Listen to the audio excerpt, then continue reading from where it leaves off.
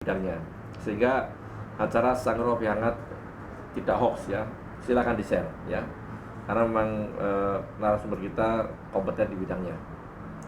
Sebelumnya kita sapa dulu nih dari Sobat Muadi, dari Instagram, YouTube maupun Facebooknya Rumah Sakit Dr. Muadi. Selamat pagi semuanya. Tetap semangat di pagi hari ini yang di cuaca agak-agak mendung ya di daerah Solo. Silahkan tetap ikut bergabung, tetapi tidak usah kecewa kalau tidak bisa mengikuti secara live, karena memang ini jam 9 sampai jam 10 kan jam kerja ya. Nanti bisa dilihat kembali acara Sanggar Kopi Hangat ini, live streamingnya di Facebook maupun YouTube-nya Rumah Sakit Dr. Mahdi ya. Nanti malam, besok, kapanpun bisa. Dan episode-episode yang terdahulu itu bisa juga dilihat kembali. Jadi tidak usah kecewa, tidak usah kok saya nggak bisa ikut live ya. Ini teristimewa untuk yang alergi imunologi intersul nih, yang dari para penyintas autoimun ya, silakan bergabung ya. Karena pagi hari ini kita bahasnya topiknya sangat menarik ini ya. Jadi saya kalau tidak bisa bergabung, ngomongnya secara live, tetapi nanti bisa juga dilihat kalau misalnya nggak bisa ya nanti malam, besok ya, secara istilahnya bisa lihat dari YouTube-nya ya. Tapi kalau bisa lihat secara live lebih bagus, mumpung kita ada narasumber yang baik ya. Dan seperti biasa tetap saya mengingatkan jaga protokol kesehatan ya, dalam artian tetap cuci tangan dan juga booster, vaksinasi booster ya, tetap dijalankan ya, booster. Karena apapun alhamdulillah ini kita sudah mulai era yang membaik ya. Tetapi apapun tetap kewaspadaan tetap dijalankan. Vaksinasi booster silahkan ikut yang kalau memang ada kesempatan ya. Ya, kita hari ini akan membahas topik ini yang sangat menarik ini. Topiknya apa hari ini ya? Ini kalau di sini di flyer sebenarnya sih ya tidak, sebenarnya sudah kita kenal sejak dulu ini ya. Jadi yang namanya biduren ya kalau bahasa Jawa ya, kalau urtikaria, kalau bahasa Indonesianya apa ini, gatal ya, rasa gatal apa nih ya, nanti biar dokter Iko. Ada rasa gatal, ada urtikaria, terus ada biduren kalau orang Jawa ya, yang akut dan yang kronis. Ini ada akut dan kronis ya. Jadi akut maksudnya dalam waktu singkat cepat keluar, dan kronis berarti jangka panjang ya. Karena kita akan membahas masalah urtikaria yang mana tidak terlepas dari faktor kulit yang terkena, sehingga kita menghadirkan narasumber yang juga kompeten di bidangnya di bagian kulit ya. Kalau dulu ada, mohon maaf, kalau dulu kan spesialis kulit dan kelamin, sekarang adalah ganti dermatovenerologi ya, SPDV namanya. Beliau ini sudah pernah kita hadirkan beberapa kali di acara Sanggar Kopi Hangat, sehingga saya kira wajahnya masih familiar. Nanti kalau nggak familiar ya dilihat kembali. Pokoknya dilihat berulang-ulang, lama-lama familiar. Apalagi kalau datang ke Rumah Sakit Dr. Mardi, ketemu beliaunya ya.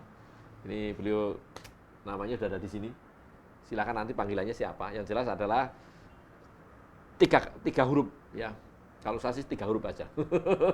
Dr. Eko Irawanto, spesialis dermatovenerologi. Selamat pagi, Dok. Selamat pagi. Ya, sehat-sehat terus ya. Sehat. Ya, alhamdulillah. Dr. Eko ini seorang spesialis yang dermatovenerologi atau di bagian kulit di Rumah Sakit Dr. Muardi, sehingga silakan nanti ikut bergabung di acara ini. Kegiatannya apa, Dok, ini pagi hari ini? Biasanya setiap hari masih ada jogging atau apa? Oh ya, lupa, beliau ini pintar gitar. Saya lupa. Dulu belajar sama saya, tapi saya lupa. Kuncinya sudah, kunci saya sudah diminta Dr. Eko semua, jadi hilang. Jadi nggak punya kunci ya. Yes. Silakan, Dok. Mungkin perlu disapa dulu nih, dulu dari Sobat Muardi dan penyintas autoimun. Silakan. Selamat pagi. Assalamualaikum warahmatullahi wabarakatuh. Teman-teman semuanya, silakan bergabung. Mari bergabung bersama Secangkir Hangat. Walaupun mungkin suasana di luar tidak hangat karena masih dingin. Nah, agak mendung loh di luar ya. Di sini tetap hangat karena ada kopi, walaupun kopinya sebenarnya kopinya kosong. Lupa ini ada kopinya. Jadi itu ya, Dokter, selamat pagi, Dokter Eko. Memang Dokter Eko ini, beliau ini memang sangat energik ini. Energi terus. Kegiatannya apa, Dok? Ini kalau di rumah? Kalau di rumah pagi yang jelas bangun, sholat, terus nyapu. Oh, bisa nyapu? Apa itu, nyirami tanaman. Nah, itu tiap hari. Kalau tiap minggunya biasa sepedaan. Nggih. Sepeda pakai mesin atau sepeda ontel? Pakai ontel. Oh, ontel. Karena sepeda pakai mesin sama aja. Biar sehat ya. Ini ya beliau ini nanti bisa ditanya ya. Sobat Marti, ini silakan nanti bergabung ya. Ini nanti kita presensi mulai dari Aceh, Medan ya sampai Papua, silakan bergabung ya. Singapura, Taiwan, Hong Kong ya, Malaysia silakan bergabung. Nanti kita presensi, ini biasanya presensi juga nanti ya. Dok, ini hari ini kan hari Rabu ya, acara Sangir Kopi Hangat. Ini memang tidak terlepas dari sistem imun tubuh kita ya dengan penyakit autoimun. Nah, untuk pagi hari ini kan topiknya juga sangat menarik. Ini sering didapatkan pada, mohon maaf untuk yang Sobat Muadi ya. Ya. Nah, apalagi penyintas autoimun sering mengalami yang namanya ini ya sakit urtikaria itu, atau nama judulnya di sini adalah biduran. Ya. Nah, mungkin Dokter Eko bisa menyampaikan dulu sebenarnya apa sih urtikaria atau biduran ini, dan bedanya apa sih yang akut, kronis kan gitu kan orang bingung. Akutnya apa sih, Dok? Kronis apa? Silakan, Dok. Ya, terima kasih matur nuwun. Jadi urtikaria atau biduran atau bentol. Biasanya kalau orang-orang biasa mengeluhnya, Dok, bentol-bentol, itu biasanya mengarah ke biduran. Nah, itu kondisi penyakit kulit yang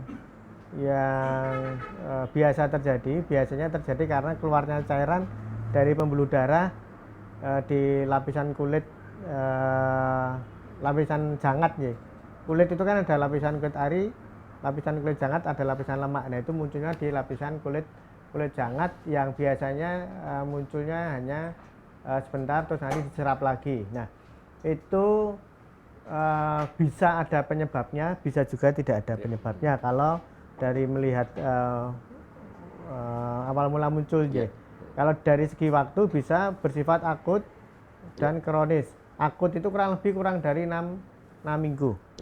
Tapi kalau kronis itu lebih dari 6 minggu. Jadi memang banyak sekali pasien itu bidurnya sudah bulan-bulan, bahkan bertahun-tahun. Itu yang kategori kronis. Nah, kalau akut biasanya misalnya habis minum obat terus kemudian terus muncul biduran, nah itu biasanya mengarah ke akut. Atau misalnya habis infeksi panas batuk pilek terus kemudian muncul biduran terus nanti terus sembuh, nah itu biasanya masuk ke akut juga. Jadi ada akut dan kronis kalau melihat perjalanan waktu penyakitnya. Iya, ini memang Sobat Muadi itu sampaikan Dokter Eko. Jadi bahwasanya bentol namanya ya, bentol-bentol itu juga biduran atau urtikaria. Ini memang bisa tadi yang cepat, ada yang lama. Tapi memang Dokter Eko ini memang ya mohon maaf, rata-rata kan kebanyakan kalau datang ke rumah sakit atau ke dokter kan biasanya sudah lama biasanya. Jarang sekali, hanya cuma 2-3 hari, kontrol jarang sekali sih. Biasanya berbulan-bulan malah ini ya. Dan akhirnya kan mungkin sudah mulai timbul yang tidak biasa ini. Mungkin sudah kulitnya jadi mengeras, ya timbul sisik segala macam kan gitu. Karena kan sering digaruk kan. Seperti itu. Ini Dok, ini kalau yang sering ini penyebabnya apa nih kira-kira tuh yang akut, dan mungkin Sobat Muadi dan penyintas biar tahu nih yang akut seperti apa, nanti yang kronisnya apa gitu. Ya, kalau yang akut biasa penyebabnya karena infeksi bisa bakteri, bisa virus, bisa, terus obat-obatan bisa, atau makanan bisa. Jadi misalnya habis makan udang terus muncul, itu beberapa pasien sering mengalami. Cuman karena pasien biasanya habis makan udang terus muncul ya, terus kemudian nggak makan udang lagi terus hilang. Nah, sehingga mereka seperti itu biasanya jarang datang karena sifatnya hanya sementara. Ya. Tapi kalau misalnya kronis itu bisa kronis yang memang munculnya bisa spontan, atau bisa juga yang ada faktor pemicunya. Jadi kalau yang spontan itu penyebabnya belum jelas, idiopatik atau nggak jelas. Bisa juga karena penyakit autoimun. Nah, ini yang berkaitan dengan autoimun itu bisa yang masuk yang spontan. Yang berikutnya adalah yang disebabkan oleh karena induksi trigger atau pemicu sesuatu, misalnya karena panas, karena dingin, karena misalnya kontak, atau misalnya karena rajin berolahraga terus kemudian muncul biduran. Nah, itu yang contoh kalau itu kronis. Artinya kronis itu memang biasanya ada pemicu yang berjalan terus-menerus. Jadi kalau panas setiap hari kita kena panas misalnya, atau kalau misalnya kena hawa dingin setiap hari kena hawa dingin, dan itu berlangsung setiap hari terus-menerus, nah itu pada akhirnya bisa memicu biduran yang terus muncul karena memang paparannya itu harian dan itu jelas. Jadi paparan itu jelas, oh ini karena hawa dingin misal, oh ini karena hawa panas misalnya, oh ini karena misalnya karena habis berolahraga mesti muncul. Lah itu yang masuk kategori kronis ya itu. Jadi sebenarnya contoh-contoh hariannya banyak sekali. Jadi tadi misalnya, dok saya habis kena bersih-bersih debu terus kemudian muncul. Saya habis olahraga terus kemudian muncul. Saya setelah habis panas demam mesti muncul dong. Nah itu, jadi itu salah satu contoh biduran sehari-hari. Biduran sebenarnya munculnya hanya sebentar. Jadi biasanya kalau biduran muncul itu biasanya misalnya hari ini dibatuk gitu ya, itu paling biasanya akan hilang dalam sehari, paling lama dalam 2 hari sudah hilang. Tapi dia akan berpindah di tempat yang lain sepanjang pemicunya masih ada. Makanya kalau biduran itu mau nggak mau memang yang nomor 1 adalah harus ketemu pemicunya dulu. Hanya saja pada biduran tertentu itu pemicunya nggak jelas dan sering kita kalau dapat pasien kita oncai satu persatu. Ibu sering kalau kena panas sering muncul enggak? Enggak dok. Dingin sering muncul enggak? Nah, jadi setelah kita oncai satu-satu penyebabnya ternyata enggak ada. Nah itu kemungkinan bisa karena faktor yang tidak diketahui atau idiopatik tadi. Ya memang sulit sekali kalau Sobat Mardi ya, dan penyintas autoimun. Jadi namanya kita sebagai dokter kan juga nanti mencari sebenarnya sih penyebabnya apa. Kadang kita udah tanya macam-macam, jadi kadang itu kayak dari detektif satu persatu itu kan. Makanya ya itu tadi dok, kalau ini bisa saya sarankan adalah kenali diri sendiri itu di situ. Jadi kalau misalnya Sobat Muadi penyintas autoimun misalnya tahu-tahu gatal, diingat-ingat, oh tadi saya ngapain sih yang kira-kira di luar kebiasaan saya, terus tolong dicatat ya, dicatat. Jadi punya catatan itu biasanya gitu dok, catat yang alergi apa, oh gatal ini, yang tidak gatal apa, tulis. Jadi jangan hanya diingat. Kalau diingat kan kadang lupa. Iya. Iya kan, seperti itu. Jadi kalau biduran ini juga termasuk ilmu titen. Jadi niteni penyebabnya apa. Jadi saya selalu bilang ibu, penyakit ini kategorinya ilmu titen. Jadi memang harus niteni penyebabnya apa tadi sama. Dicatat, harus dicatat di HP karena sekarang ada HP di Samsung Note misalnya. Nah itu bisa dicatat di situ. Ganti HP tetap akan masih ada di situ terus. Nah jadi pada akhirnya akan selalu ingat, oh saya nggak boleh makan ini karena saya kalau habis makan ini mesti sering muncul. Nah itu tugasnya memang harus niteni, mencatat apa menjadi pemicu itu yang paling bagus, paling betul. Betul sekali. Ilmu titen itu betul, ilmu titen. Titeni aja satu demi satu ya. Oh tadi saya ketemu dokter kok jadi gimana gitu loh. Jadi biduran. Malah atau ketemu nanti. Dok, ini kalau untuk masalah biduran ini ya, ini apa ada nggak nih? Sekarang kan musim ini perubahan cuaca ini, juga bisa menyebabkan itu ya? Bisa. Jadi beberapa kali kita ketemu pasien itu munculnya ketika musim hujan. Jadi ketika musim hujan muncul, tapi ketika musim sudah ganti musim kemarau dia nggak sering muncul. Tapi begitu musim hujan lagi muncul itu. Atau ketika pasien yang memang tinggalnya di daerah yang panas misalnya Solo, begitu dia misalnya naik ke Tangmangu mesti bidurnya kambuh. Itu dulu saya pernah punya teman SMA itu kalau diajak ke Tangmangu nggak mau karena mesti dingin. Nah sekali waktu dia tetap nekat. Nah akhirnya begitu naik bidurnya muncul terus dia turun lagi. Nah jadi itu salah satu contoh karena dingin, karena hawa dingin. Jadi dingin bisa karena memang kena hawa dinginnya, atau bisa karena misalnya kita pegang es yang dingin, ya itu bisa memicu. Atau pegang hangat pun juga bisa memicu pada individu tertentu yang pemicunya karena panas atau hangat. Menarik sekali nih. Dok, ini kalau pengalaman dokter Eko ini untuk laki sama wanita gimana ya? Sama enggak kira-kira prevalensinya atau jumlahnya ini yang biduran atau beda? Nah, karena kadang-kadang kita itu kalau kedatangan pasien ya kadang wanita, kadang laki-laki, jadi tidak menghitung secara persis. Tapi memang bisa terjadi pada siapapun. Karena kadang-kadang kalau kita bicara prevalensi sendiri, nah kadang-kadang wanita sendiri lebih banyak laki-laki. Nah, jadi kadang-kadang kalau penyakit ini kan jumlahnya lebih banyak wanita dibanding laki-laki. Nah, itu juga kadang-kadang tidak fair kalau membandingkan karena perbandingannya beda.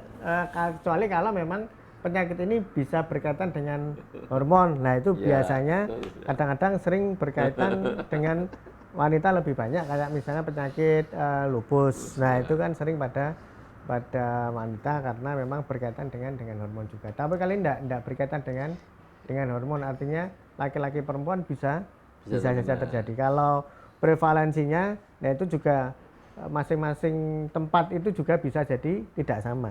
Jadi kalau tempat tertentu ternyata laki-lakinya jumlahnya lebih banyak, nah pasti dia lebih banyak laki-lakinya. Jadi prinsipnya bisa terjadi laki-laki ataupun wanita bisa. Memang betul seperti itu ya. Jadi memang untuk kemungkinan setuju ya. Jadi memang semuanya bisa kena ya. Jadi maksudnya laki perempuan ya samalah, kemungkinan untuk terkena sama ya.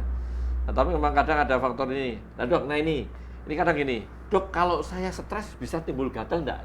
Ya, bisa. Jadi stres itu kan bisa memicu gatal. Jadi stres itu ya sederhananya begini, stres itu kan dipicu oleh otak. Nah dia bisa mengirim, otak itu kan ada saluran saraf yang pada akhirnya menuju kulit. Nah itu pada akhirnya dia kayak memicu sinyal, terus kemudian sinyal ke kulit, terus bisa pada akhirnya bisa memicu respon gatal. Nah ini bisa juga menyebabkan biduran, ini bisa.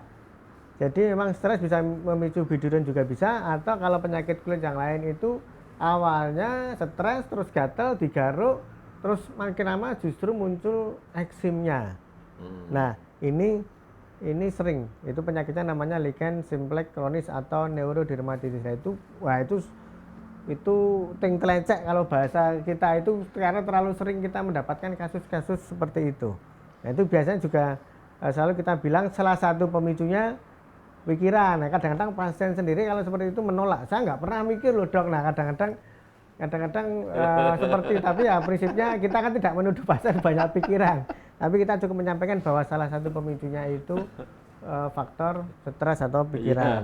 Ini pun juga bisa, jadi faktor stres pun juga bisa memicu penyakit biduran ini. Nah ini kadang-kadang begini, ketika pasien itu biduran nggak sembuh-sembuh, nah itu kadang-kadang kan terus terjadi pikiran yang kok ramari-mari. Nah, justru pada akhirnya stres sendiri yang pada akhirnya bisa mengambil alih pemicu biduran itu sendiri. Jadi ketika pasien itu mengalami suatu penyakit terus nggak sembuh-sembuh, nah itu kadang-kadang punya pikiran yang macam-macam, wah aku itu mesti ora disenengi Gusti Allah bla bla bla. Pada akhirnya terus dia terus memikirkan hal-hal yang dia sendiri pada akhirnya justru memicu penyakit itu, justru pemicunya malah justru pada akhirnya diambil alih oleh pikiran pasien itu sendiri. Iya betul sekali. Nah itulah tadi dokter Ika, makanya saya tanyakan banyak laki perempuan.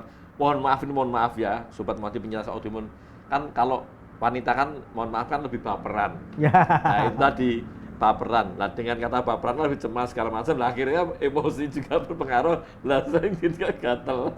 Iya, jadi para ibu-ibu, mbak-mbak ya memang terus terang wanita tidak lebih sabar dari laki-laki. Walaupun ada laki-laki yang galak juga ya, tapi rata-rata memang lebih mudah baperan cewek. Memang sunatullah seperti itu. Jadi memang saling melingkupi, melengkapi.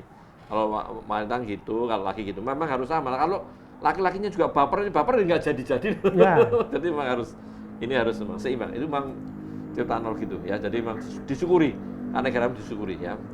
Dok, ini mungkin sudah banyak pertanyaan nih sebelum kita bahas lagi Mbak, pertanyaan. Mulai dari kita sapa dulu yang sudah bergabung ini ya. Selamat pagi yang sudah bergabung semuanya ini dari mana? Dari Instagram dari atas ya Mbak. Instagram dari atas itu yang dari Muardi. Udah ya, udah semua yang sudah gabung ya sebentar. Terus ini yang dari Alergi Imunologi Trisul ini. Ini yang sudah bergabung, selamat pagi semuanya. Dan juga dari Facebooknya Muardi kok nggak ada nih, nggak keluar Mbak. Oh udah ada. Belum ada sih yang itu dari Facebook ya.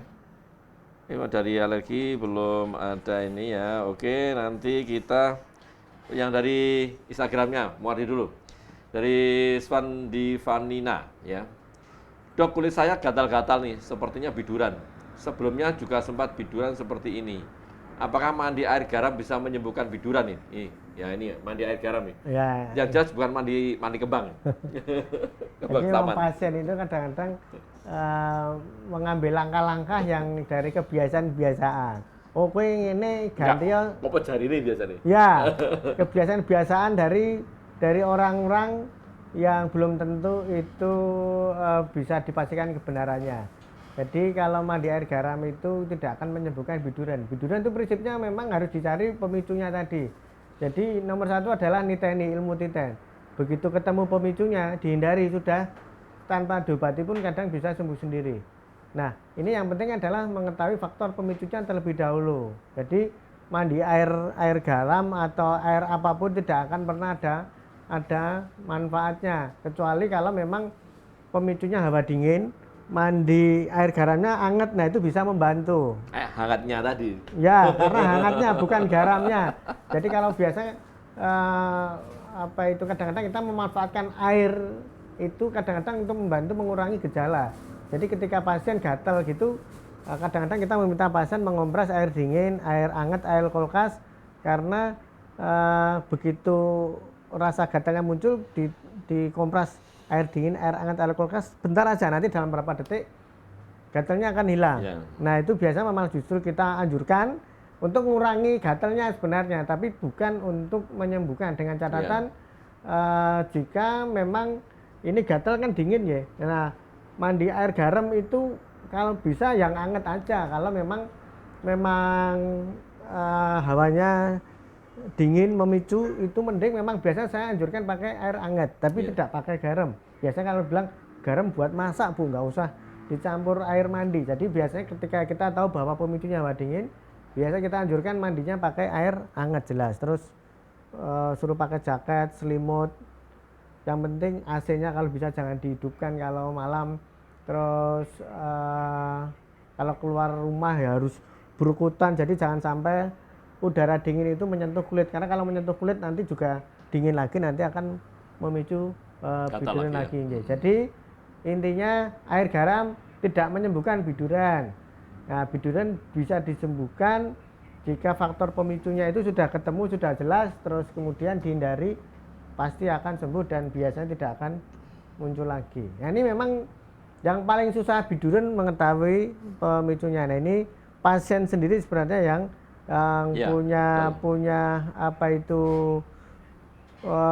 punya triknya, mencoba menghafali bidurannya itu muncul itu penyebabnya apa. Biduran kan biasa muncul dalam berapa menit, kadang bisa dalam berapa jam. Nah itu harus dihafali. Jadi misalnya biduran ini jam 9 biduran, nah berapa menit sebelumnya, biasa lebih dari 15 menit atau berapa jam sebelumnya ada kejadian apa yang memicu biduran, dan itu cenderung berulang. Kalau berulang, oh ya ini kok ada kemiripan seperti kejadian yang waktu lalu. Nah itu kalau berkali-kali seperti itu, nah itu berarti pemicunya. Tapi kalau biduran yang sifatnya akut, yaitu hanya berapa hari saja terus hilang, nah itu biasa kadang-kadang penyebabnya, kadang-kadang kita tidak tahu apakah karena ini apakah demam atau karena infeksi obat, tapi sebenarnya kita kalau ketemu dokter, ya pasien ketemu dokter, kita bisa membantu mengarahkan. Tapi kalau pasien hariannya, kadang-kadang kalau hanya sekali waktu muncul terus kemudian hilang, nah kadang-kadang mereka tidak tahu penyebabnya apa, karena kalau sebentar hilang itu kan biasanya diabaikan penyebabnya. Tapi kalau terlalu sering, nah itu sebaiknya memang harus betul-betul menghafali. Jadi ada kejadian serupa yang selalu berulang yang terjadi sebelum biduran, nah itu harus dicatat apa saja, dan itu ketika ada yang sama, nah itu berarti penyebabnya itu. Iya, betul sekali. Ini dari Mbak Sawandina tadi ya. Nah, seperti itu ya. Jadi kalau mandi air garam itu tidak menyembuhkan, jadi seperti itu, mengurangi tadi ya. Tapi dengan tadi sudah sampaikan Dokter Eko banyak ya. Jadi kalau dingin ya dibuat hangat ya. Nah nanti kemudian ada yang tanya, Dok kalau mandi air belerang kan gitu sekarang. Katalan mandi air belerang. Nah, air belerang tergantung penyakitnya. Kalau penyakitnya jamur, belerang memang bisa membantu, karena belerang sendiri kan bisa membantu untuk mengatasi jamur bisa. Tapi kalau hanya sekali mandi ya nggak akan bisa.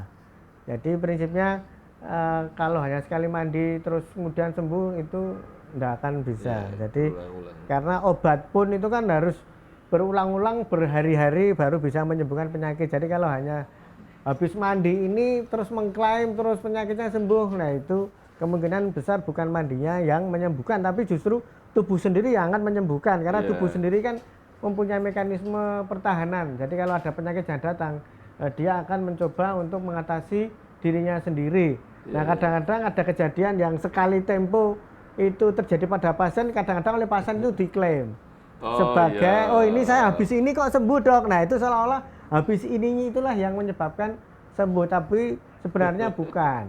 Itu. Ya, klaim-klaim itu. Saling mengklaim itu kadang-kadang, loh ternyata terus diulangi lagi. Tapi saya ulangi lagi kok nggak sembuh ya dok. Nah berarti memang ya, kejadian itu memang kadang hanya kebetulan saja. Ya, gitu ya, Mas Sawadya. Memang ini menarik sekali nih tentang mandi. Ya, kalau mandi air kembang nggak usah.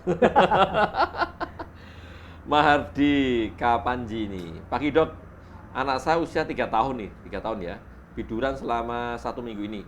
Kadang muncul pagi, kadang juga malam. Bagaimana mengatasinya dok? Ini Ya. umur 3 tahun nih. Ya jadi prinsipnya sama. Jadi prinsipnya apa itu harus menghafali penyebabnya apa. Kalau pagi muncul malam muncul ini nggak jelas penyebabnya. Nah ini memang harus dicari ada infeksi enggak. Kalau pada anak sering penyebabnya karena infeksi. Karena anak kan sering infeksi. Ya. Nah itu bisa juga ada karena faktor infeksi. Atau bisa juga ada infeksi, ada demam juga enggak. Karena demam sendiri itu juga bisa memicu bidurnya juga. Nah, jadi anak-anak karena seringnya karena faktor infeksi, coba dicari ada penyakit enggak dalam 1 minggu ini ada penyakit atau mundur. Jadi tidak seminggu tapi 1 minggu sebelumnya itu ada penyakit yang mendasari muncul apa enggak. Nah bisa jadi karena infeksi bisa. Atau saat ini kalau penyakitnya belum sembuh itu bisa juga terjadi. Karena pemicu biduran banyak sekali. Jadi memang biasa kita ketemu itu mengoncai ya. Jadi mencari ini ada nggak ibu, ini ada apa tidak. Nah itu. Jadi bisa infeksi bakteri, bisa infeksi virus, bisa juga faktor makanan tadi. Terus obat juga bisa. Nah itu ada riwayat minum obat tidak. Jadi sering karena infeksi terus minum obat ya bisa jadi penyebabnya memang bisa karena infeksi atau obatnya. Nah kalau infeksinya berulang ternyata enggak, berarti mungkin dari obatnya.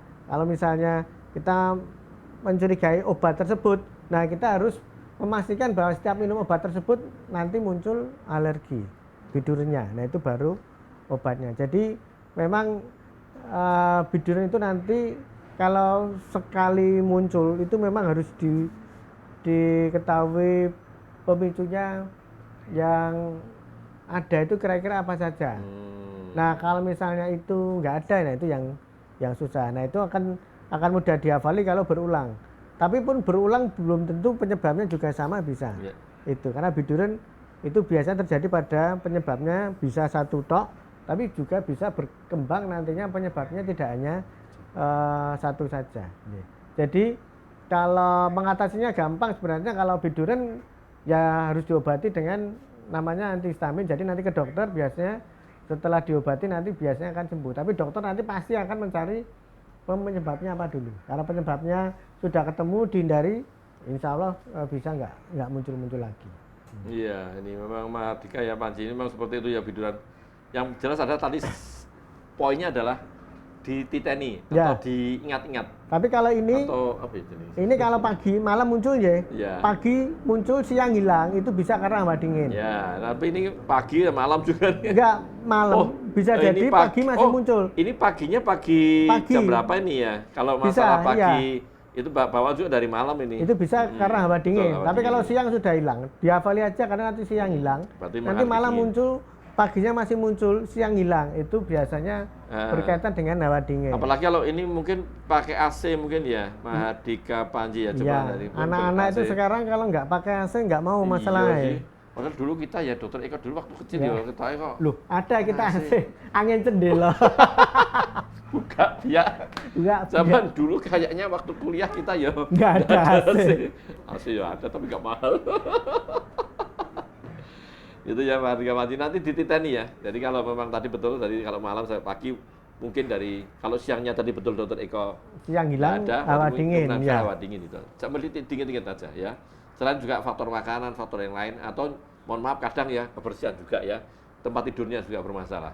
Kemudian kan kadang seperti itu saya sampaikan selimute, sarung bantal Debu. itu juga debu ya, namanya tungau debu Debu itu debu juga rumah, sering ya. menyebabkan ya, sering menyebabkan gatal ya. Jadi makanya saran saya kamarnya ventilasinya yang bagus, jendelanya ada, terus spray sarung bantal itu biasanya saya sarankan 3-4 hari sekali ganti ya. Gitu ya, Mahardika Panji ya. Ini dari Aret Nasih. Dok, kalau biduran pada anak apa boleh dikasih Kaladin? Ini merek. Ya, bisa. Nah, itu kan mengurangi gatal ya. Iya. Jadi prinsipnya kalau obat tersebut bisa diberikan. Itu untuk mengurangi gejala gatalnya.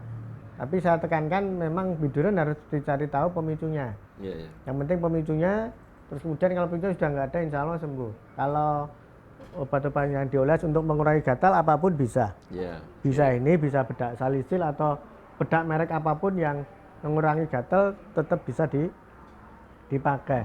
Karena kadang-kadang biduran bisa jadi hanya sementara. Kalau yang sifat akut kan asal penyebabnya sudah hilang, biasanya terus hilang. Nah, kecuali kalau yang kronis tadi ya itu kadang-kadang kan berbulan-bulan, bertahun-tahun nggak hilang lah, itu memang harus cari betul penyebabnya. Sama, jadi tetap harus dicari penyebabnya.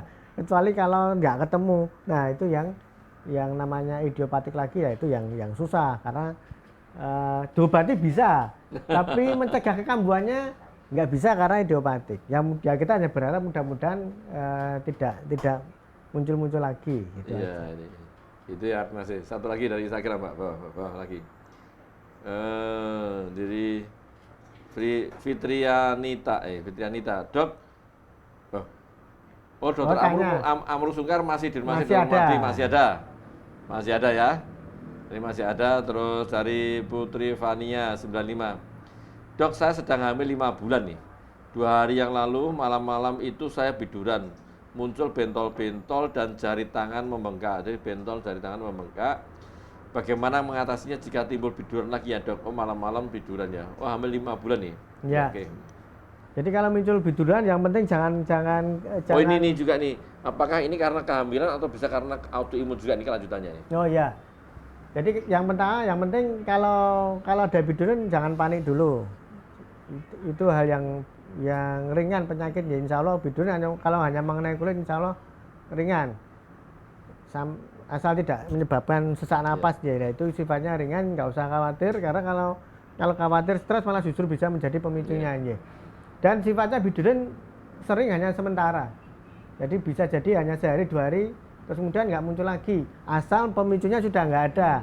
Nah, ini yang memang selalu saya tekankan tadi, pemicunya memang harus dicari. Apakah karena kehamilan? Biasa kehamilan tidak memicu apa itu biduran ya. Terus autoimun bisa. Nah, pertanyaannya ada penyakit autoimun tidak pada Bu Putri ini karena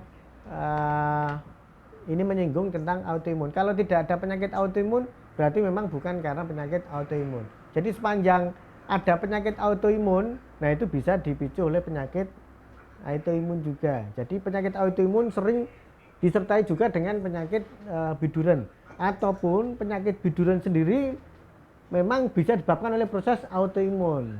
Nah, jadi tergantung ada proses autoimun yang terjadi pada Mbak Putri apa tidak. Kalau misalnya Mbak Putri itu punya penyakit autoimun dan penyakit autoimunnya itu sudah betul-betul dikontrol, sembuh, ya berarti penyebabnya dari autoimun itu.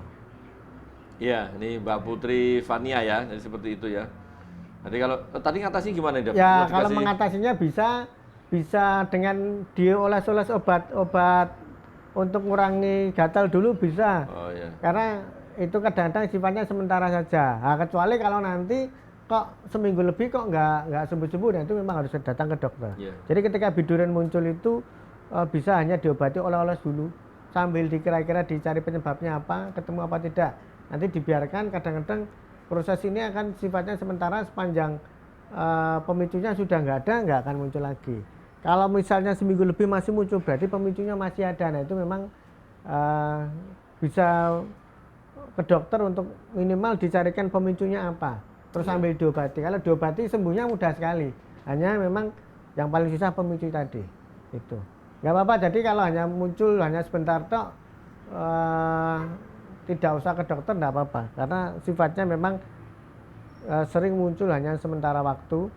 Bisa sambil diolesi obat-obat yang untuk kurangi gatal dulu bisa. Nah kalau itu kurang lebih seminggu lebih nggak hilang-hilang, ya memang harus datang ke dokter untuk dicari tahu apa itu penyebabnya. Terus biasanya diperlukan tambahan obat minum karena biduran itu kalau prosesnya bukan karena gigitan serangga itu butuh obat yang diminum. Kecuali kalau gigitan serangga ya memang butuh obat yang dioles saja sudah cukup.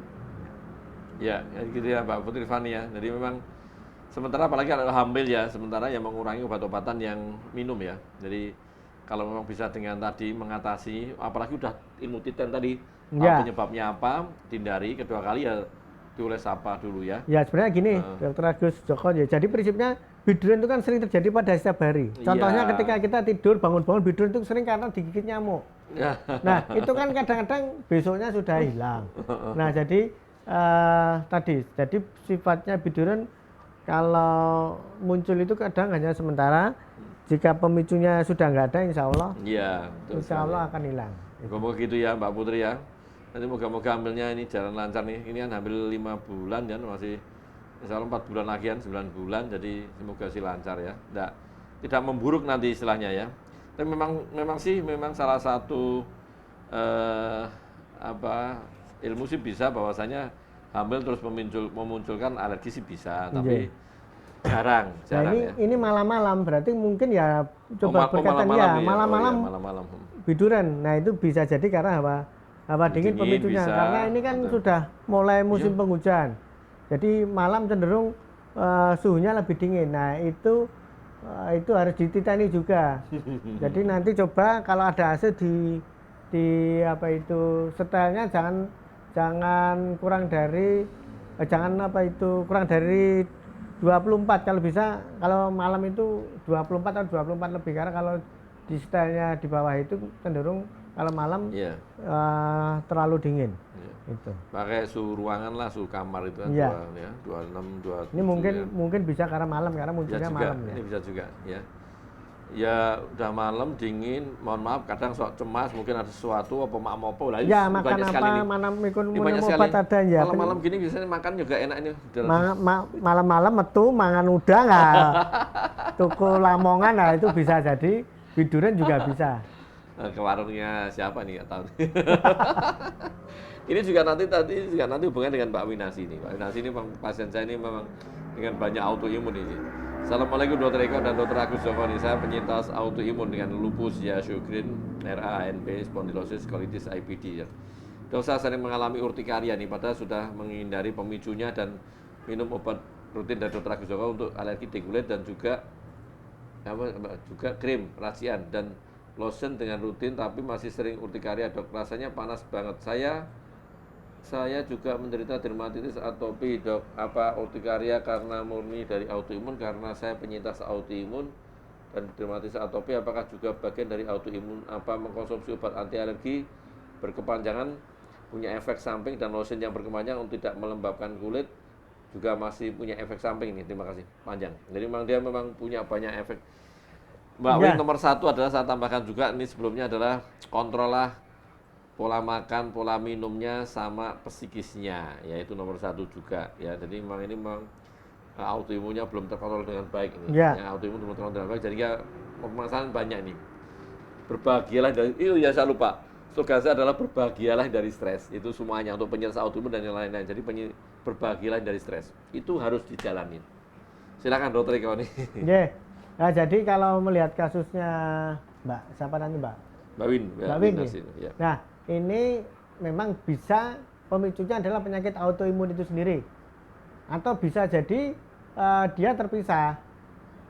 Atau bisa juga urtikarianya ini disebabkan oleh memang proses autoimun sendiri. Nah, jadi bisa memang muncul karena penyakit autoimun, bisa penyebabnya autoimun, terus bisa terpisah tersendiri, atau bisa juga karena karena penyakit autoimun itu kan memang butuh butuh mental yang kuat nggih. Nah, jadi kadang-kadang pasien sendiri sudah ya kayak putus asa, penyakit saya Ngedon biasanya, ngedrop. nggak sembuh-sembuh, sudah berobat apa itu nanti kambuh lagi, kambuh-kambuhan terus. Nah, itu kadang-kadang bisa memicu pikiran stres. Nah, itu sendiri juga bisa menjadi faktor pemicu juga. Jadi bisa saling mengambil alih kalau biduran itu pemicunya nggih. Makanya betul-betul tadi seperti yang disampaikan Dokter Joko, memang harus ada unsur berbahagia. Jadi syukuri apapun asal kita itu masih bisa beraktivitas, terus diberi apa itu banyakin kegiatan-kegiatan yang bersifat positif dan kalau bisa menginspirasi orang lain. Nah itu. Jadi kalau kita mempunyai kegiatan yang kita timbulkan itu bisa menginspirasi orang lain, itu bahkan justru itu yang kadang-kadang bisa bikin kita bahagia. Oh, saya seperti ini bisa menginspirasi orang lain. Itu yang harus dilakukan sehingga kita selain terhibur dengan adanya yang kita lakukan, dan itu juga bisa menginspirasi orang lain. Itu harus dimunculkan kegiatan apa yang bisa apa itu menimbulkan inspirasi bagi orang lain.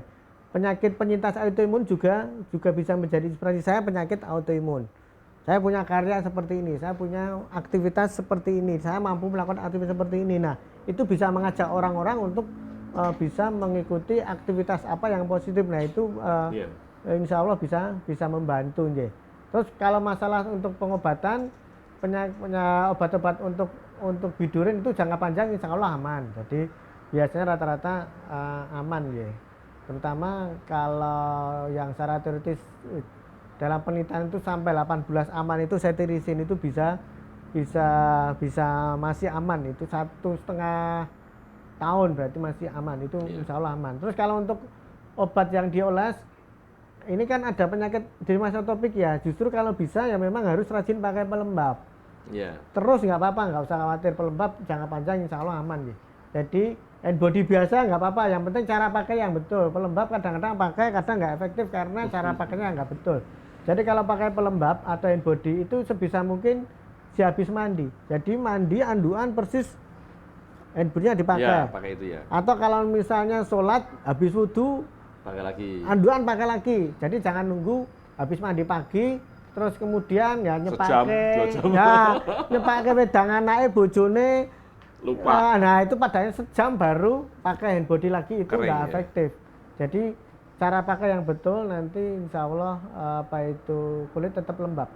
Bisa dipakai sering mungkin. Insya Allah kalau rutin pelembab insya Allah aman. Justru sering pakai karena dermatitis atopik itu salah satu pemicunya adalah kulit kering. Ketika kulit kering kan bariernya rusak, nah itu bisa masuk alergen, iritannya itu bisa memicu apa itu penyakit dermatitis atopiknya kambuh. Tapi kalau kulitnya lembab, kulitnya kan bagus, tidak rusak nggih. Bariernya itu utuh, tidak ada yang retak-retak, kering-kering. Nah, itu bisa mencegah bahan-bahan yang mengiritasi, yang memicu alergi itu untuk masuk kulit. Nah, itu bisa teorinya bisa mencegah penyakit itu muncul. Tetap lebih bagus menggunakan pelembab daripada tidak menggunakan pelembab, karena genetiknya orang dermatitis atopik itu jelas kulitnya kering, makanya tetap harus pakai pelembab terus-menerus. Justru kita menganjurkan harus rajin pakai pelembab sesering mungkin dengan cara yang benar, yang penting cara yang benar. Ya, caranya yang betul. Kadang terus kedua kali asupan cairan juga, jadi jangan hanya mengharapkan lembab terus kasih, tapi minumnya aja sehari sedikit. Nah, itu jangan. Susah sekali ya. Minum yang cukup, pakai ada sayuran ya, ada kalau buah sih kalau perutnya nggak kuat ya jangan dulu, sayuran yang penting. Terus hindari terik matahari ya, jangan sering terus pergi ke sawah atau pergi kemana, jangan dulu lah ya. Gitu ya Mbak Winastri ya. Ini dari Mbak ini dulu ya, Mbak Winnie Marisa. Saya termasuk salah satu pasien Dr. Agus. Wih, ini yang mana nih Mbak Winnie ya? Dengan biduran kronis nih, karena sudah hampir 2 tahun tetap semangat untuk semuanya, positive thinking. Tuhan memberkati dan menyembuhkan. Sehat juga buat dokter ya, semangat. Oh ya, ini yang sudah bagus ya, Mbak Winnie, terima kasih selamat lagi ya. Ini dengan autoimun juga nih kayaknya. Jadi memang begitu autoimunnya terkontrol, insya Allah sih semua biduran juga ikut terkontrol. Tapi tadi pokoknya untuk semuanya berbahagialah dari stres. Itu slogan biasanya saya sampaikan, karena apapun kalau memang kita ataupun siapapun ya, mohon maaf tidak hanya penyintas ya, orang normal pun kalau stres itu muncul berbagai macam kondisi yang tidak bagus ya, yang berdebar-debar, sering pusing, keringetan segala macam, apalagi yang penyintas, flare namanya ya. Flare-nya itu bisa wujudnya di kulit, kalau kulit bisa memunculkan urtikaria, bentolan, kalau yang di lain tergantung jenis autoimunnya, tetapi kalau sudah flare sulit untuk dikontrol kembali ya. Jadi makanya yang penting adalah bagaimana cara mengontrol autoimunnya ya, jangan sampai flare, itu yang terpenting ya.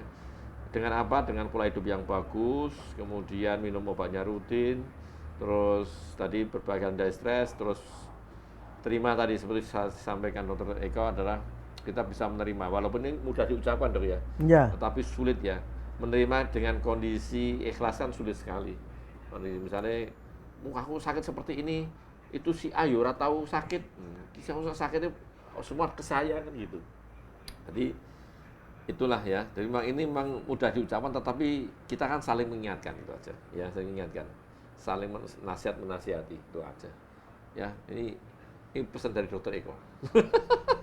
Ilmu ikhlas, belajar ilmu ikhlas ya. Ilmu ikhlas ilmu yang paling susah, tapi insya Allah asal sudah melampaui itu, semuanya akan dibikin senang saja. Meskipun kita mendapatkan cobaan apapun juga, insya Allah tidak akan pernah mengeluh, tidak akan pernah yang namanya sambat, yang namanya protes-protes, insya Allah enggak. Nah itu butuh belajar ilmu ikhlas. Bisa, insya Allah setiap orang bisa. Nah, memang sulit ya, memang sulit disampaikan. Mungkin bagi kita juga sulit, tapi kita berusaha bersama-sama, gitu aja. Tapi memang sulit itu. Gitu ya, dari Septiariati nih, 10. Assalamualaikum, waalaikumsalam dok. Mau nanya apa perbedaan biduran akut dan biduran kronis? Apakah sama pengobatannya? Oh tadi sudah ya, tapi mungkin sedikit Dokter Eko. Ya, pengobatannya sama aja. Ya tergantung, karena kronis ada penyebabnya autoimun juga. Nah kalau kronis misalnya penyebabnya autoimun, nah itu memang harus ada pengobatan untuk autoimun itu sendiri. Tapi prinsipnya kalau biduran akut itu munculnya hanya sementara kurang dari 6 minggu biasanya, kurang dari 1,5 bulan. Kalau kronis lebih dari 6 minggu, dan penyebabnya memang bisa berbeda-beda. Kalau yang akut biasanya karena infeksi bakteri, terus kemudian virus, bisa karena obat-obatan, makanan. Tapi yang kronis biasanya memang bisa karena autoimun tadi, atau penyebabnya nggak jelas, atau bisa karena hawa panas, hawa dingin, sinar matahari, dan lain sebagainya. Jadi dari unsur penyebab atau pemicu bisa kita ini kronis, ini akut. Jadi pemicunya kalau berulang dalam kurun waktu jangka waktu lama, nah itu biasanya mengarahnya ke kronis nantinya. Oh ini kelanjutannya nih dari saya tadi ini. Saya pernah tadi ya, pertanyaan kelanjutannya, saya pernah waktu kecil akibat makan kepiting muncul biduran sampai seluruh badan, namun terus muncul biduran walaupun tidak makan kepiting nih. Jadi tetap muncul biduran. Apakah ini termasuk biduran kronis? Jadi saat makan kepiting biduran, kemudian setelah tidak makan kepiting pun tetap muncul biduran nih, termasuk biduran kronis tidak nih? Ya, jadi bisa juga dulu pemicunya bukan kepiting bisa. Jadi kadang-kadang kalau untuk mengetahui pemicu kepiting lagi itu memang harus nanti makan kepiting lagi muncul lagi apa tidak. Jadi kalau setiap habis makan kepiting mesti muncul bidurannya, berarti penyebabnya kepiting. Tapi kalau hanya baru sekali waktu, nah kita belum bisa memastikan apakah pemicunya itu betul-betul kepiting. Kalau apakah itu kronis apa tidak, biasanya kalau makanan sifatnya akut karena habis makan ini terus kemudian kan nggak makan lagi. Biasanya mengarahnya ke akut, kecuali kalau memang bidurannya berjalan terus-menerus lebih dari 6 minggu, nah itu masuknya ke kronis. Tapi itu pun biasanya penyebabnya bukan dari makanan biasanya aja, kecuali kalau makanan itu memang dikonsumsi hariannya, nah itu kadang-kadang bisa. Jadi makanan yang harian itu bisa jadi pemicu urtikaria yang sifatnya kronis, tetapi memang itu harus dipastikan dulu. Itu yang memang yang paling susah adalah pemicu. Tapi kalau makan kepiting itu kan kadang berapa bulan sekali belum tentu makan. Nah itu biasanya sifatnya akut. Kecuali kalau memang makanannya dimakan setiap hari terus menerus, nah itu memicu kronis bisa karena alergennya, pemicunya kan tiap hari ada, kita terpapar oleh alergen yang sama setiap hari itu memang pada akhirnya bisa memicu Iya nih. biduran kronis. Jadi gitu ya Mbak Septi, ini memang belum tentu ya tapi kalau penyuka seafood mungkin sering ya, tapi kalau saya juga saya sudah lama sekali nggak makan kepiting, terakhir juga sudah nggak lama makan kepiting, terakhir Agustus di Balikpapan, yaitu makan kepiting ke Wede. Betul. Tadi bisa seperti itu ya Mbak Septi ya. Ini ini beda kalau di atas apa nih? Anggita Devi. Oh ini beda nih. Anggita Devi M ya, Devim ya. Oh, Dok, boleh dijelaskan tentang sindrom Sjogren primer itu seperti apa? ini ini di luar topik ini sebenarnya. Tapi apa nih yang di Dokter atas Joko, ya? sekolah nggak apa-apa. Ini Mbak Anggita ya, untuk yang semuanya Anggita. Jadi bukan Bu Anggita nih. Jadi gini, karena sindrom Sjogren ya salah satu jenis autoimun yang seperti kita kenal ya. Jadi autoimun kan ada lebih dari 150 jenis autoimun yang dikenal. Salah satunya ada Sjogren syndrome ya. Nah, Sjogren syndrome sendiri bisa mirip seperti apa ya IH, ITP yang dia bisa primer bisa sekunder ya. Maksudnya primer adalah memang dia hanya single, dia hanya satu ya, satu dan memang murni dia tidak terpengaruh dari faktor lain. Tapi itu jarang ya, yang sering ada yang sekunder karena apa? Autoimun itu juga yang lain itu sering memunculkan jenis autoimun yang lain juga ikut muncul. Contohnya gini, ada lupus ya diikuti dengan rheumatoid arthritis juga diikuti oleh Sjogren ya. Nanti ada myositis dengan Sjogren ya. Terus kemudian ada MCTD, CIDP segala macam itu juga bisa dengan munculnya Sjogren ya. Walaupun memang primer itu sebenarnya kalau di usia-usia dekade lebih dari 4 ya, dekade 4 ke atas itu untuk di Eropa ya, itu muncul ya yang Sjogren syndrome yang primer. Tapi kalau di ras Asia itu rata-rata memang di bawah dekade 4 ya, memang itu perbedaan ras. Jadi kalau kita baca, kalau di Eropa itu terbanyak adalah dekade 45, tapi kalau di Asia dekade 34 itu ya, jadi agak perbedaannya. Jadi itu ya, untuk pengelolaan nanti mirip ya, tapi kalau yang sekunder adalah kita fokus ke yang penyebabnya yang paling kuatnya. Misalnya lupus dengan Sjogren ya kita ngontrol lupusnya ya. Sjogren secara primer itu relatif lebih dalam artian lebih agak lebih mudah dikendalikan ya. Dalam artian kita kan yang tersering terkenanya adalah kekeringan di mata atau di mulut ya. Itu yang primer, benar-benar primer. Kalau sekunder memang dia manifestasinya lebih banyak. Primer pun juga bisa banyak, jadi tidak hanya di namanya sika, kekeringan. Bisa juga di namanya masuk ke otot, ke jantung, segala macam bisa ya, tapi lebih jarang. Itu ya Mbak Anggita Devim ya. Jadi intinya pokoknya semuanya harus kontrol dengan baik. Dari Mbak Mei Tatri, dokter biduran itu bisa sampai ke paru-paru atau tidak ya? Soalnya pernah ada batita usia 13 bulan dan tidak tertolong, kata dokter karena bidurannya sudah kena ke paru-paru, Dok. Makasih. Kalau biduran itu sebenarnya hanya mengenai kulit ya. Tapi kalau proses yang seperti biduran memang bisa mengenai organ-organ yang lain bisa ya. Tapi prinsipnya kalau definisi biduran itu memang udem lokal yang berada di dermis. Jadi memang bengkak timbunan cairan yang sifatnya sementara biasanya ya, itu yang berada di lapisan kulit jangat. Nah itu definisinya, artinya memang prosesnya hanya terjadi di kulit. Tapi proses yang serupa dengan biduran bisa terjadi di manapun, bahkan bisa sampai meninggal bisa. Tapi biasanya yang bisa sampai meninggal itu kan bisa mengenai organ-organ seperti pembuluh darah atau jantung, seperti kasus shock anafilaksis. Nah itu kasusnya kan juga prosesnya mirip dengan biduran. Jadi proses yang mirip bisa terjadi di organ tubuh mana saja, tetapi kalau biduran sendiri itu terjadinya di kulit, yang mungkin bahasa yang disampaikan oleh dokter tersebut untuk memudahkan penerimaan pasien.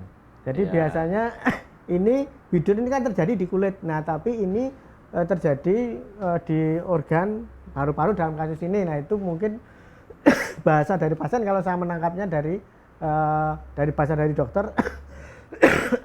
Nah seperti itu. Jadi prinsipnya bisa terjadi pada organ manapun. Bahkan di usus pun juga juga bisa. Jadi proses yang serupa dengan biduran terjadi di usus bisa. Jadi biduran terus kemudian dibarengi dengan perutnya melilit, terus kemudian diare, nah itu bisa saja terjadi. Nah itu kalau seperti itu prosesnya bidurannya terjadi di usus.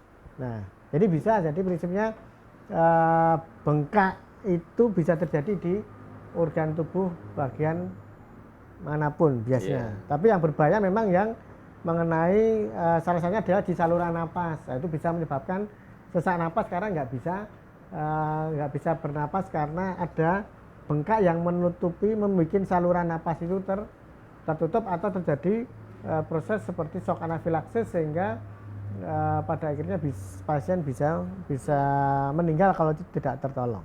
Iya, betul sekali. Jadi Bu Mei Tatri ya, jadi seperti itu. Jadi sudah sampaikan Dokter Eko. Jadi prosesnya itu mungkin bisa di mana-mana ya, proses. Jadi proses seperti timbulnya biduran kan ada prosesnya lah, proses itu bisa di mana-mana ya.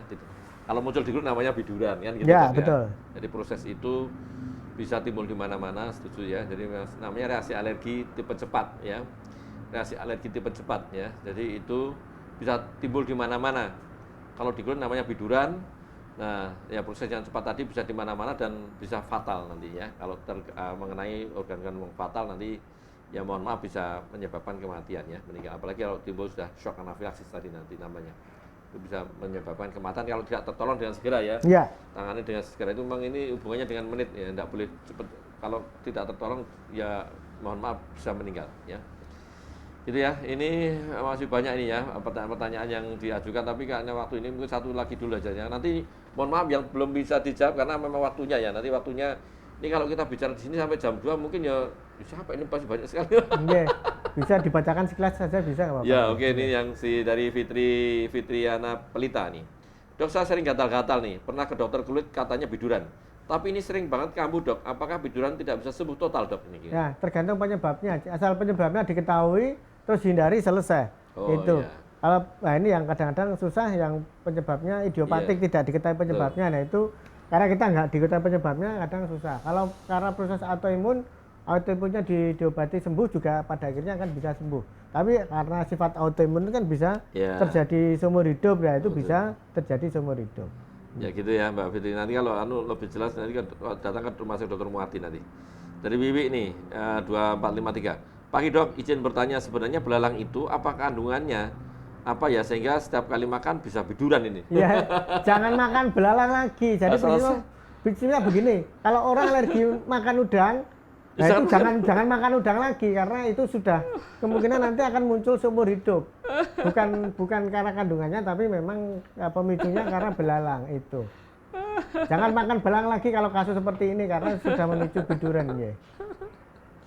Iya nih Mbak Ria Ayu nih, Mbak Ria Ayu Pariana nih. Ya udah habis operasi ya. Pagi Dok Aji nih, saya pasien dokter ya, saya rajin mandi.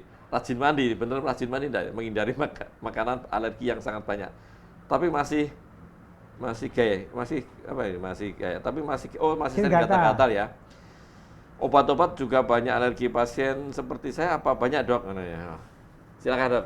Pasien seperti Mbak Ria sebenarnya masih banyak, tidak hanya Mbak Ria sendiri. Jadi ini beliau penyintas autoimun. Iya, ini memang harus diwawancari betul penyebabnya apa. Jadi bisa dari obat yang diminum, bisa juga tidak. Nah, maksudnya ini memang dia memiliki riwayat alergi obat yang banyak. Jadi banyak alergi obat, terus kemudian ini jadi pasien maksudnya ya pasien seperti Mbak Ria ini banyak enggak kan gitu? Ya kalau dihitung banyak sekali enggak. Jadi tidak setiap saat kita menjumpai pasien yang betul-betul alergi terhadap banyak obat itu tidak sering karena memang sifat alergi itu sifatnya individualis. Jadi hanya orang-orang tertentu saja. Jadi jumlahnya tidak banyak. Tidak banyak, betul sekali. Ini memang pasien saya kemarin mau operasi kan nunggu saya pulang dari Arab nih. Jadi kan harus bagaimana kontrol biar tidak biduran saat operasi ini. Oke ya, ini mungkin udah mau selesai ya, dah nih satu lagi ya Pak ya. Setiap hari 10 ini saya muncul biduran itu dari kelas 1 SD sampai SMA kelas 12. SMA kelas 12 itu berarti kelas 3 ya? Kelas 3 ya? Wah sekarang susah nih, saya harus Iya, menghafal namanya. harus ngitung.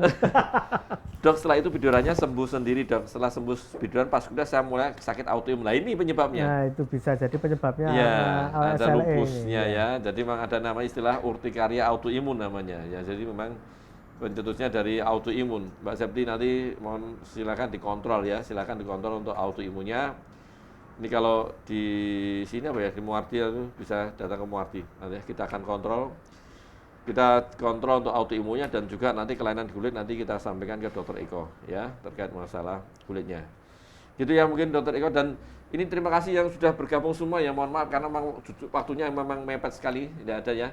Dan kita memiliki grup komunitas autoimun ya. Nomor WhatsApp-nya ya silahkan dicatat di 0852 8206 2239 ya. Saya ulangi, ini hanya yang khusus penyintas autoimun ya. Mohon maaf kalau yang sehat jangan ikut grup ya. 0852 8206 2239 ya, silakan ikut bergabung. Dan hasil rekaman live streaming pada pagi hari ini bisa dilihat kembali di Facebook maupun YouTube-nya Rumah Sakit Dr. Muarti. Dan kalau sudah dilihat diapakan Dokter Eko? Jangan lupa di like, follow, di subscribe Ya, dan boleh di-share. Ya, Sebanyak-banyaknya. bisa juga ya. Karena memang insya Allah di acara Sangir Kopi Hangat itu tidak hoax ya, karena kita menghadirkan narasumber yang kompeten di bidangnya. Dan karena ini terbatas waktu dok, ini Ya. mungkin sedikit nih pesan ya, pesan dari Dokter Eko untuk yang Sobat Muarti dan penyintas autoimun. Silakan dok. Terima kasih Dr. Agus Joko. Jadi jika ada sobat-sobat yang menderita biduran, jangan lupa niteni, jadi menghafali pemicunya apa. Jadi kalau ketemu dicatat. Itu terjadi kalau berulang, itu mudah mencatatnya. Jadi misalnya, saya alergi jam 9 muncul bidurannya, nah itu dilacak berapa menit sebelumnya, biasanya setelah 15 menit atau dalam berapa jam sebelumnya ada kejadian apa, dan itu berulang, setiap kejadian itu mesti berulang, nah berarti itu penyebabnya, dicatat. Nah itu nanti setelah muncul daftar pemicunya apa saja, terus kemudian dihindari, insya Allah biduran tidak akan muncul lagi. Iya, muncul lagi ya. Itu ya Sobat Muarti dan penyintas autoimun sekalian. Terima kasih Dokter Eko ya atas kehadirannya di acara Sangir Kopi Hangat, dan juga terima kasih untuk Sobat Muarti dan penyintas autoimun atas peran sertanya di acara pada pagi hari ini ya. Insya Allah setiap hari Rabu pagi kita bertemu kembali dengan saya Dr. Agus Joko Suwanto dalam acara Secangkir Kopi Hangat ya, yang mana nanti topiknya akan berubah dan kita tetap menghadirkan narasumber yang kompeten di bidangnya. Dan jangan lupa follow ya, subscribe dan share. Insya Allah share boleh ya, karena tidak ada hoax. Dan terima kasih sekali lagi Dr. Eko, dan terima kasih semuanya. Kita cukupkan sekian, akhirul kalam. Wassalamualaikum warahmatullahi wabarakatuh. Tetap semangat. Waalaikumsalam warahmatullahi wabarakatuh.